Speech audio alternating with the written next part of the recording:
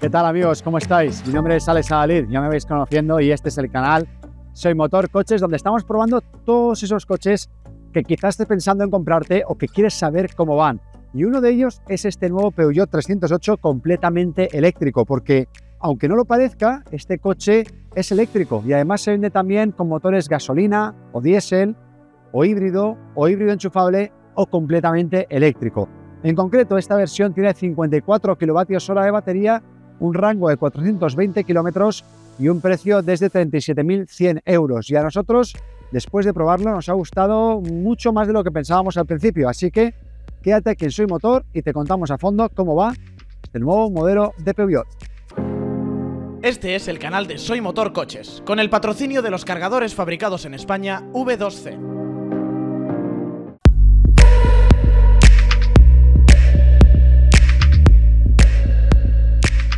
Peugeot ha acertado mucho con toda la imagen de sus nuevos modelos y el 308 no es una excepción.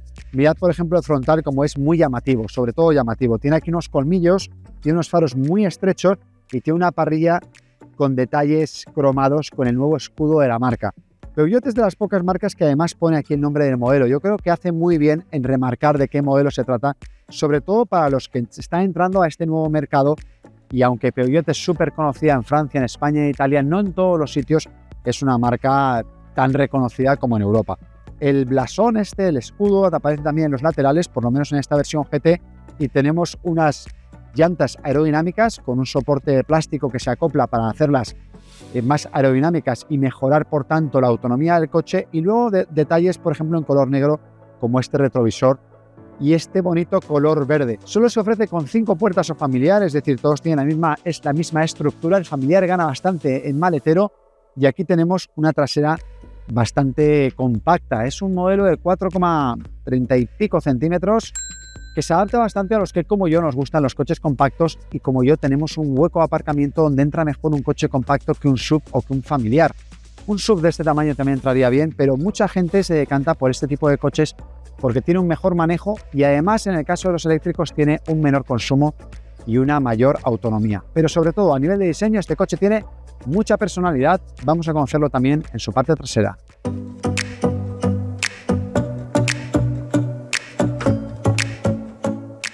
Como veis, es una trasera muy compacta donde las líneas de la carrocería llegan hasta el portón y aquí tenemos unos pilotos muy estrechos con las 3 franjas de Peugeot ahora convertidas en diagonal, con una E mayúscula, uno de los pocos detalles que distingue, o el único detalle que distingue en el exterior a este modelo eléctrico, porque aquí debajo vemos unos salidas de escape como simuladas, esos detalles cromados que están desapareciendo de la industria del automóvil, pero todavía los vemos en este modelo de Peugeot.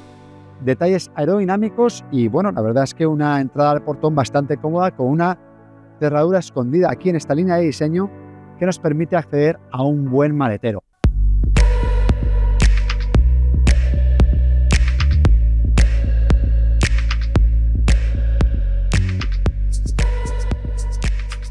Es un modelo de tracción delantera sin versión de tracción total, con un motor delantero eléctrico, por supuesto, lo que también hace que el inversor esté aquí y que no tengamos aquí un maletero delantero para los cables. En cualquier caso, como veis, muy buen aislamiento, 156 caballos y unas prestaciones de 170 por hora de velocidad máxima y una aceleración de 0 a 100 en 9,7 segundos. No son cifras nada impresionantes para un modelo eléctrico, pero que permiten mantener el consumo en un nivel muy bajo de 15 kWh cada 100 kilómetros y, por tanto, con una batería reducida de 54 kilovatios, tener esos 420 kilómetros de autonomía homologada. Nos ha dado un consumo de Valencia a Madrid de 18,8 kilovatios hora cada 100 kilómetros.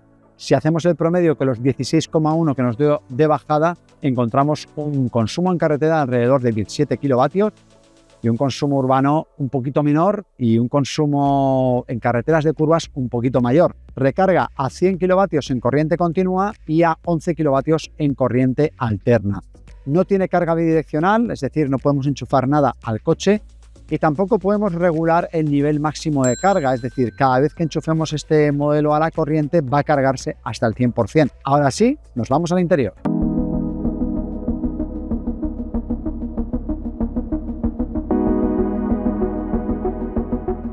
Lo que encuentro es que es muy cómodo. Los asientos tienen la certificación EGR, que es una entidad independiente que certifica que son buenos para la espalda y efectivamente lo son. Después, el que tenga una plataforma eléctrica no hace que suba el piso del coche como en otros coches eléctricos. Se introduce las baterías en una T central y en la parte trasera debajo de los asientos posteriores, de manera que los pies los llevamos en la misma posición que un modelo convencional, más bajos y por tanto con mejor apoyo. Además, el asiento del conductor tiene una extensión de la banqueta para poder regular el apoyo de los muslos, así que vamos bastante cómodos en cuanto a asiento, me ha parecido confortable y que sujeta muy bien.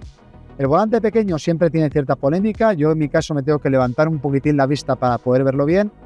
Esta instrumentación que está un poquito más alta, al estilo de los head-up display, y tiene también la instrumentación en 3 dimensiones. Muy vistosa, muy fácil de leer, la ergonomía bastante bien, hay algunas teclas en este lado y hay una pantalla central a la que podemos personalizar con unas teclas aquí personalizables y con unas teclas fijas de acceso directo a la climatización.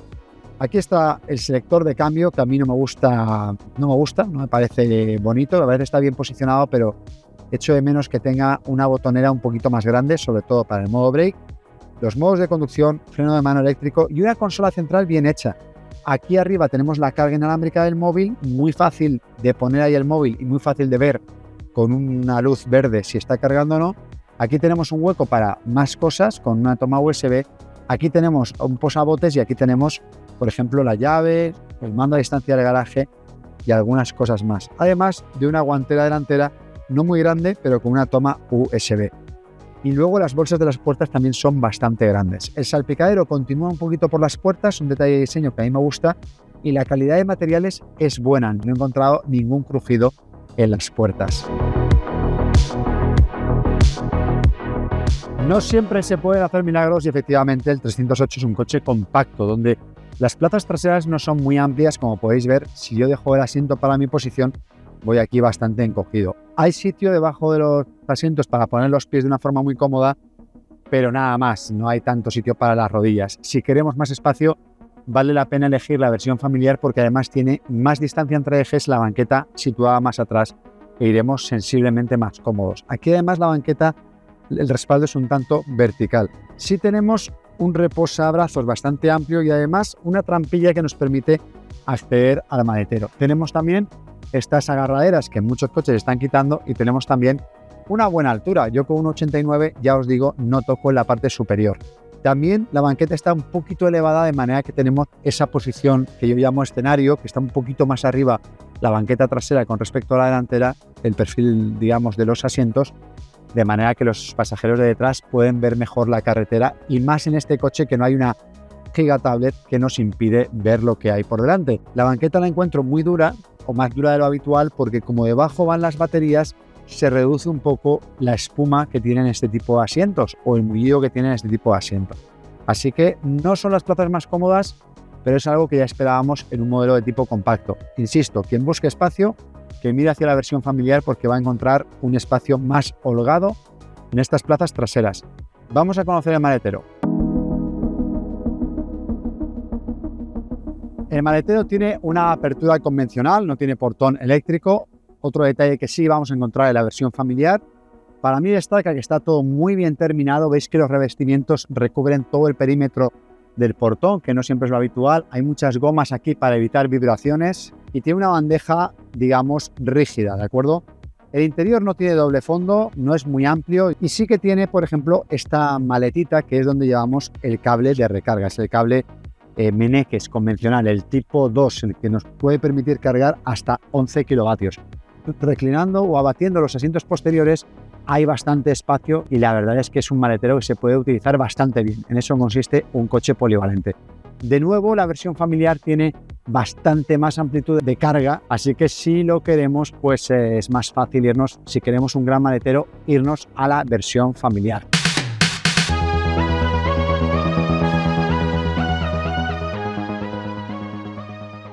El consumo, muy interesante, porque hemos hecho todo cuesta arriba, desde Valencia hasta aquí. Hemos hecho 160 kilómetros y llevamos 19,3 de promedio. Este coche anuncia 15 en el recorrido de homologación, 15 kilovatios hora cada 100 kilómetros. Estaremos rondando los 17,5, 18,5 habitualmente. Yo estoy en 19 3,4 kilovatios hora. Lo segundo, todas las cualidades de conducción. La dirección de este coche es buena, el confort es bastante bueno, los asientos son bastante buenos.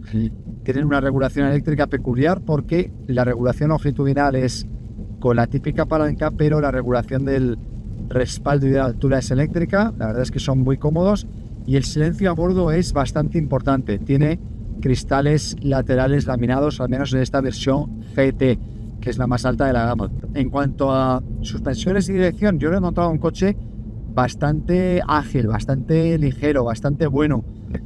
No es ligero, pero sí que se percibe como un coche ágil cuando estamos en marcha y no se percibe como un coche eléctrico, no tiene inercias de coche eléctrico porque el peso está muy bien distribuido y muy bajo. Y cuando cogemos, por ejemplo, una rotonda, no hay que matar el coche para coger la rotonda a una velocidad muy baja, sino que te permite frenar un poquito y con cierta agilidad moverte por la misma.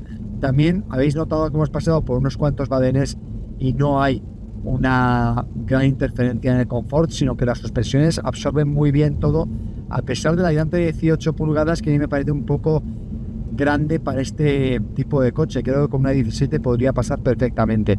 Echo de menos levas tras el volante para activar el modo brake, el modo que permite una mayor retención de frenada, y también se echa de menos, por ejemplo, que no podamos limitar la carga de la batería al 80 o al 90% como hacen todos los competidores para que esa batería tenga un poquito más de duración. Eso es un tema de conducción, es un tema de software, pero de momento Peugeot no lo está aplicando a sus modelos, ni Peugeot ni ninguna de las marcas del grupo Stellantis, que sabéis que el universo es cada vez más amplio de marcas con esta plataforma de coche eléctrico.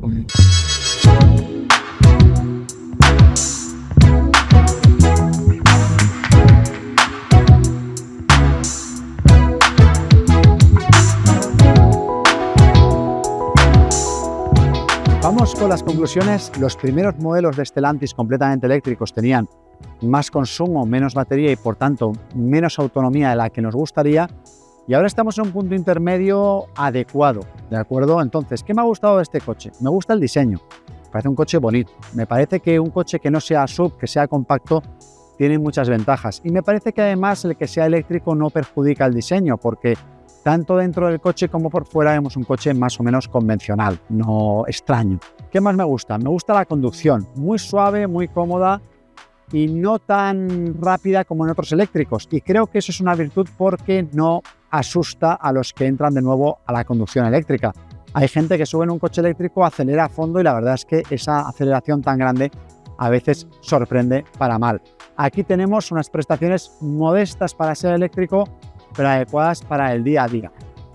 ¿Qué más me gusta? Me gusta el relativamente bajo consumo y por tanto el buen rendimiento que se le saca a la batería. Es decir, con un consumo promedio habitual de entre 17 y 18 kilovatios hora cada 100 kilómetros vamos a poder hacer 250-300 kilómetros en carretera, 350 más o menos en usos urbanos, lo cual convierte a este coche en algo más que un segundo coche de ciudad. Podemos vivir con él como rutero único, es decir, como coche único de la familia.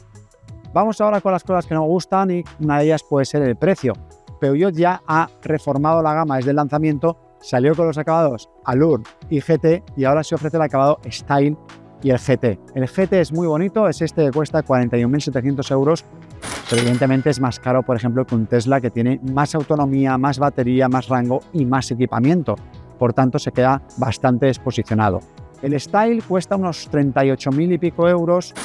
Con las promociones y con el plan MOVE se nos queda en un precio muy competitivo de unos 31.000 euros o con unas cuotas muy ajustadas según lo promociona la marca. Me parece una opción adecuada si queremos un segundo coche urbano o si queremos un primer coche para movernos, sin llegar al nivel de lujo y sofisticación de este GT, pero con unas mismas cualidades técnicas porque la batería es la misma. Y por último hay algunos detalles del interior pues particulares que a mí echo de menos, como por ejemplo las levas para poder reducir y para poder jugar con la retención del motor eléctrico, o que la pantalla central esté un poquito más ordenada con respecto a lo que lo está ahora. Hay algunas funciones que son difíciles de llegar a ellas, no de entender, pero sí de llegar a ellas, como por ejemplo las funciones de carga o la función de programación de la carga, etcétera, etcétera. Así que, cosas buenas, cosas malas, cuéntanos a ti qué te parece este coche y ya sabes, suscríbete, dale a la campanita, recomiéndanos a tus amigos y si quieres conocer más de coches, quédate aquí en Soy Motor Coches. Nos vemos en el próximo vídeo.